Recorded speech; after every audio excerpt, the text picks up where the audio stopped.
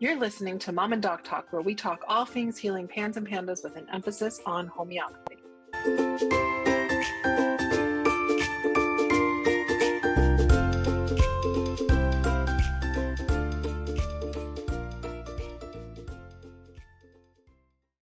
Hi, everybody, and welcome back to Mom and Doc Talk. We are, as always, excited. We're never not excited, right? So we're excited today to be joined by Dr. Amber Petersons, who is a member of our team and has been with us for many years now, to talk about, I don't know, is it an analogy? Is it a metaphor? I always get those mixed up. I think it's an analogy, right? An analogy is when you say something is like something instead of like a metaphor is when you just say it is something and like you have to expand. So we're going to talk about an analogy to help understand our bodies and homeopathy and its role. So welcome, Dr. Petersons. Thank you. Thanks for having me. So yeah, I love the cup metaphor or analogy for a lot of reasons, and I think it just because it has the capacity to answer a lot of questions that I get. And so if you're one of my clients, you've heard me talk about the metaphorical cup often and regularly whenever you ask a question. So how I kind of see it is that we're all born with a cup. Some of us are born with 2-ounce shot glass size cups. Some of us are born with big 64-ounce big gulp size cups. What size cup we're born with, not really totally in our control, right? You can call it genetics, call it whatever you want, but we're all born into the world with this cup. And we can fill it with whatever you want. You can fill it with bad food, bad air, emotional stressors, grief, mold, bacteria like strep, viruses, allergens, right? The loose teeth, any of these things can fill up the cup. And eventually the cup will overflow. And once the cup starts overflowing, that's really when we start to experience symptoms. And so that's why somebody's capacity for those insults may be a lot bigger and take a lot longer before they start having symptoms. And where our kiddos, right, they may be having symptoms at a younger age a lot sooner because their cups may be a little bit smaller. And so I see homeopathy as the straw that kind of empties this cup. And so as things are going into it, the homeopathic straw can help take things out. I think it's really useful because a lot of people ask me the question, well, how can what about the food? What about the environment? What about the mold? What if they have Lyme disease, right? All of these things. And how does that affect how homeopathy works? Mm-hmm. And I see it as it's more things going into the cup, but the homeopathic straw is still effective, right? So although we may still see some overflow, right, the homeopathic straw will help drain the cup. And this will allow us to have more resiliency, right, to those stressors in life. And so I'll start with that. Well, I think that one of the things that comes to mind for me is that so I love this cup and straw situation, because no matter what size of cup you have, homeopathy can help you empty it. And it just depends on continuing to do the work and like how much you're going to need if you've got a tiny cup and how much is going in, how quickly you're going to be able to get things out. Um, I think that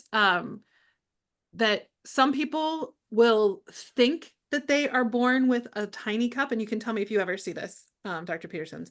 I think that there's some people who, once they experience something or they've had so much that they feel like, oh, I just must have a tiny cup, and I feel so hopeless because I'm just always going to be struggling and fighting. And there are some people that that's going to be more true for, especially like the highly sensitive people are probably those people who have like just smaller cups before they're impacted by things.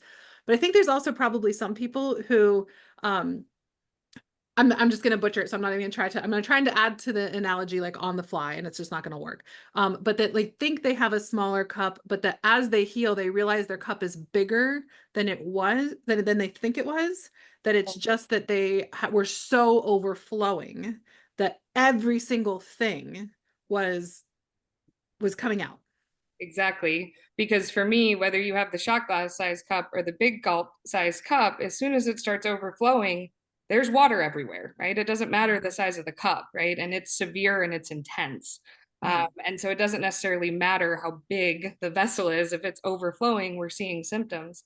And we can fill it up from a big exposure, right? All of us a lot of us have experienced, a big exposure where maybe you were born with a big gulp-sized glass and it just got totally filled, and it got filled quickly with all these things, and we're Mhm. there to start draining that cup. And so I think it's really important to address, like, yeah, no, it's not just because we have pans we have a small cup. Mhm. That's not necessarily true, and we can find that our cups are actually quite resilient, quite big, and can handle a lot of stressors before we see the symptoms or the overflow. Yeah, that's the tricky thing, right? That you just don't know what your what your body is handling for you until it reaches the point that it can't handle it anymore. I feel like you read my mind, Dr. Barr, when you said that, because as Dr. Peterson's explaining that, I was sitting here thinking, oh, okay, Avery had a bigger cup, even though pans happen. But my younger daughter, my mast cell girl, has a much smaller cup. But then as she was explaining what she's talking about, I was like, wait, her cup's not that small. But I didn't realize it until we got further in. So like what you just said a second ago was like exactly my thought process of, oh, she had this teeny tiny little cup, but wait, her cup's not that small. She just needed some help. The thing that I really like about the cup metaphor, and I'm going to try really hard to start using it more frequently. I have tended to use more of like, the bailing out of a leaking boat or whatever, right? And like homeopathy's role in coming in, like sometimes you have to bail stuff out and you have to like patch the sides of the boat, right? At the same time, homeopathy's patching the sides of the boat, but sometimes we still have to bail stuff out. Um, I One thing I like about the cup is you got anybody who's listening to this podcast regularly knows that I have a thing about like control and what we can control and what we can't control and focusing on like the things we can control. And sometimes the power, like this is a little bit different than what I usually focus on because I'm usually focusing on like you have to let go of the things you can't control. And I still wholeheartedly agree with that. But what I love about the cup analogy is that rather than like something happening to you necessarily, it's something that you have more agency over than instead of it having to be like a panic sort of situation. Like, okay, this is what I've got. Things happened. It's now overflowing. It's just spilled milk. No big deal. I'm not going to sink. I'm not going to drown. I have some control over this. I can do things, we can even extend the analogy to the stuff that I was talking about with the boat, where like sometimes you have to remove things. So like homeopathy is a straw. Sometimes you got to knock the cup over too and like get rid of some of the things that are, or turn off the valve, the water faucet, right? Turn off the faucet, turn off the soda fountain, stop pouring some milk into it, while you also lower the total burden with the straw of homeopathy. And it gives you there's more of like a sense of control and less like chaos and catastrophe waiting from a cup than a sinking boat. So Yeah, I'm gonna try to use this more often. I like that as well, and that's really where it comes into play when, a really strong question is, can I heal if I'm still in a moldy home, right? Hmm. And my answer to that question is, well, how bad is the exposure, right? How much is going into the cup? Is it a waterfall? Well, then Hmm. maybe we do have to like leave. Is it a trickle, right, that's causing splash and spillover? Like, no, we can. The homeopathy straw will work, right? Even Hmm. if there's stuff going into the cup, and it may be a little slower because there's more going into the cup, but ultimately the cup is still emptying, right? Unless Yeah. it's a whole waterfall. In that case, maybe we have to do a little more. Yeah. It's coming to mind that we should probably talk a little bit about genetics, in part because Jody and I just recently did a Ask Us Anything in our Facebook group where people can just join us live and ask questions. And there were several questions about genetics and the role of homeopathy.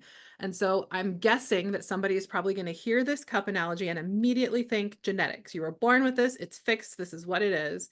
Um, and I say this because the if we're talking about the cup as a genetic thing, is that sort of how you envision it when you talk about it? I think genetics is one component, right? I think Mhm. our maternal inheritance, I think potentially, the maternal bugs, those types of things, right? Uh, Mhm. just has to be genetics. But yeah, like what Mhm. our susceptibility is when we're Mhm. born into the world. Yeah. So there are certain things that we're born with that are not changeable, right? Like homeopathy cannot go in and change your genetics. It can't change like a G to a C or a T to, I might have just mixed those up. I think it's G and C. They're the ones that are anyway, can't change your genetics, right? It cannot change what you were born with your genetics. It can influence genetics, though. It can influence things on the epigenetic level. It can influence what's turned on and what's turned off. Not all of our genes are being expressed all the time. We can have genes that make us higher risk for certain diseases, but not guaranteed to get them. We can have genes or variants, like single nucleotide polymorphisms, that impact processing of certain enzymes. But there are lots of systems that are backups. And so homeopathy can make it so that the systems that work well are working at the best they possibly can. And the systems that maybe are a little bit lower functioning are still working the best that they possibly can. So it's not something like, oh, I have this genetic situation, and so I'm just stuck. I just have this small cup, and like no matter what I do, homeopathy is not going to be able to change this cup. There are still a lot of things that can have an influence on it. Yeah, and I'd say it, we don't need to get so caught up on the size of the cup, because as long as our straw is working well and we're emptying and Mhm. our body is functioning at a optimal level, we're not going to overflow, right? Yeah. And so that's kind of the idea, is it doesn't really matter what size cup you have. Mhm. If everything is functioning well, we still won't have that overflow. Uh, Yeah. so yeah, I think that's an important part too. I think the only thing that also, as I'm trying to like maybe read a mom's mind, is that being aware, like if you just happen to have a smaller cup, or you have like the anxiety cup or the anger cup or the depression cup or whatever, that there might be certain things that you need to be aware of and tend to for yourself, because it's more likely to have like a big gush of certain things, right? So our cup can tell us, like the type of cup that we have and the size of cup that we have can give us information about what we need to do about our lifestyle. So, somebody who has a very large cup can probably go out and party all weekend and like have big, binges of whatever fun, indulgent thing that they want to do and sleep like 2 hours a night, and they're going to bounce back faster than somebody who has a small cup that needs to have more sleep, more time recuperating, that kind of thing. So but that's not necessarily a negative thing, and homeopathy still works. We just need to like still be aware of. Exactly.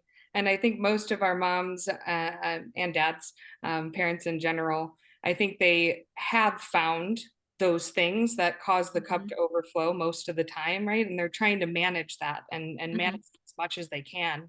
And the reason why I use this metaphor is because I want to take that off of like trying to manage every little thing going into the Mhm. right? Like you guys tend to do a really great job when it comes to the what's going into the cup part, right? And Mhm. we're here to offer you some support with giving you a straw. So it's Yes. not all about micromanaging what's going into the cup. Like this just calls to mind like the people who have the really strict diets. They figured out all of these things, but you're managing an overflowing cup versus knowing that like if I have too much of this, it might not feel so good. So the reality is homeopathy can both suck the things out of the cup from the overflow, but it can also help manage the way that the cup responds to the stuff that's going into it, right? So it can help it so that the things that tend to overflow it, or they're currently creating a bigger overflow, it turns the volume down on them. And I say this Literally is like, volume.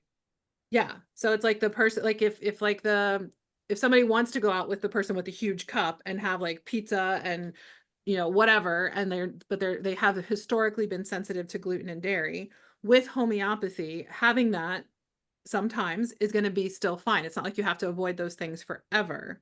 Because it can like turns the volume down, turns the flow down, whatever is the right. Just it allows you to contain more in that vessel, right? There's just less Mhm. there, so you can Mhm. take on more substance. Yeah. Yeah. You guys kind of just covered it. I was gonna say, I'm thinking of like families that are newer to homeopathy and don't understand it as much, or even like, yeah, I wouldn't have understand this halfway or three-quarters of the way through Avery's healing. Is you guys are saying, you're sucking stuff out with the homeopathy straw, and do you have to always be sucking stuff out with the homeopathy straw?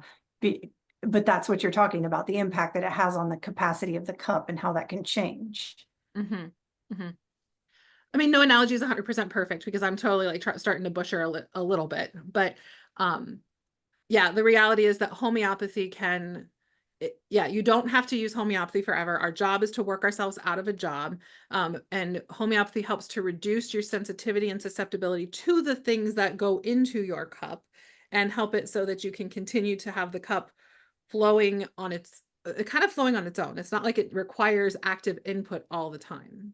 Yeah, and I feel like we do have our natural straw, right? That's emptying this cup for us. It's just when it gets overwhelmed, right? We need support. And so maybe homeopathy is the second straw, right? There Uh, you go. Or the homeopathy straw is big, but then it gets smaller, and then our own natural straw gets bigger. There you go. Well, look at that. Lots of different ways we could talk about this. We could be, I have my kid just was, out to dinner and playing with the straw, like with the thing that she had extra stuff. She brought it home and she was playing with the straw, and the straw, of course, broke. And so there's like a micro tear in the straw. So she's like, Mommy, it's not working. So I'm like, maybe homeopathy comes in and fixes the tear in the straw. I don't know. Lots of ways we could go around this. The point of the total picture here is that there are some people who are going to take a lot more to see symptoms than others. And no matter how much it takes for you to see symptoms, how much of a beating your body can take from all of the things in the world, homeopathy can help, whether it's that you can take very little or that you can take a whole lot. And just because it feels right now like you can take very little, it might not be the case. It probably won't be the case for you for the long haul, because homeopathy can reduce the sensitivity and susceptibility to all the things that affect you. And right now it's hard to see because you're just dealing with an overflowing cup.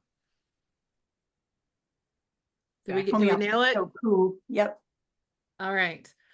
Well, thank you, Dr. Petersons, for coming and joining us and exploring this analogy or metaphor or whatever it is, and letting us like play around with it a little bit more beyond what you share in your more eloquent way. But we always like to explore all of the things and try to read all of the people's minds that might come up with the things that we're saying. So if we failed to read your mind about something, let us know so we can clarify and help make sure that we are not leaving questions unanswered, because we want to help you guys feel confident in whatever decision is the next right step for you, and understanding how things are working in your body, especially if you're using homeopathy or you're curious about it.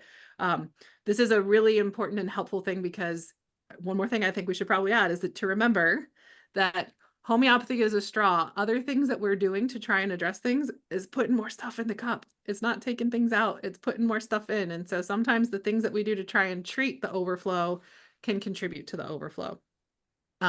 Or it causes a new way that water is going to spill out. It like pokes a hole in the bottom. So we got things coming out both ways.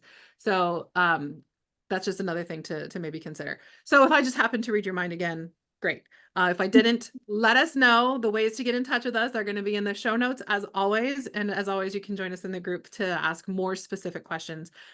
If you feel like that would be more beneficial for you, the link to join the Facebook group is also in the show notes. It's always a pleasure to have you, Dr. Petersons, to get to explore creatively things about homeopathy or get geeky about homeopathy. Can't wait to have you back. And we'll look forward to talking to everybody soon. Take care, guys. We hope you found this episode helpful, hopeful, and inspiring. We try to get a new episode out every week. You can make sure you don't miss any by following us on Spotify or subscribing to our channel on YouTube. If you want to connect with us more, join our Facebook group, Homeopathy for Pans and Pandas, where we have exclusive weekly videos and answer your questions about, you guessed it, homeopathy for pans and pandas throughout the week. If you are already a member, give us a shout out and let us know what you thought about this episode. If you aren't on Facebook and would like to reach us, you can email us at podcast@resiliencенaturopathic.com. Until next time, take care and remember, this won't be forever.